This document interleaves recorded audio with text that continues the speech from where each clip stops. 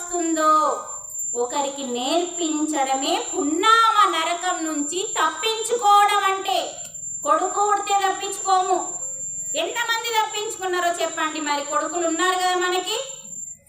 దాని అర్థం అది కాదని తెలిసిపోయింది ఈరోజు. భగవద్గీత మీద మీద అర్థం చేసుకోవద్దండి. పుత్రుడు పుడితే కాదండి, పుత్రుడు పుట్టిన వాళ్ళతో కాదు. నువ్వు ఒక పుత్రుణ్ణి, నీకు ఏ విద్య అయితే వస్తుందో ఆ విద్యని ఏ వ్యక్తికైతే నేర్పిస్తున్నావో ఆధ్యాత్మిక పుత్రుడు అతను. ఇతనికి ఆధ్యాత్మిక పుత్రుడు ఎవరు?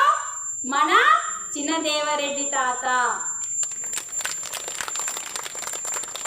అంటే తనలాగా జ్ఞానాన్ని సంపాదించి కొన్ని వందల మందికి నేర్పించిందా లేదా? మరి ఈరోజు మీరు చెప్పగలుగుతున్నారా లేదా? అంటే చూడండి, పుత్రుడు పుడితే పున్నమ్మ నరకం నుంచి తప్పించుకోవడం కాదు, మనకు వచ్చిన విద్యని అందుకే నేను చెప్పడానికి రావడానికి కారణం ఇదే. నా ద్వారా ఎంతమంది తయారైతే అంతమంది నాకు అయిపోయినట్టే.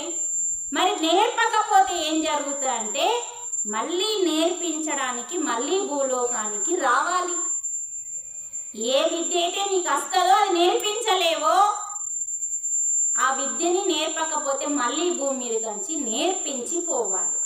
దానికోసం రావాలి. అందుకనే మనకి ఏది వస్తుంది. అందుకని చూడండి, ఏ విద్య అయినా సరే ప్రాపంచికమా ఆధ్యాత్మిక సంబంధం లేదు. ప్రతి విద్యని ఒకరికి నేర్పించి ఒకరిని తయారు చేయడమే పున్నామ నరకం నుంచి తప్పించుకోవడం అంటే.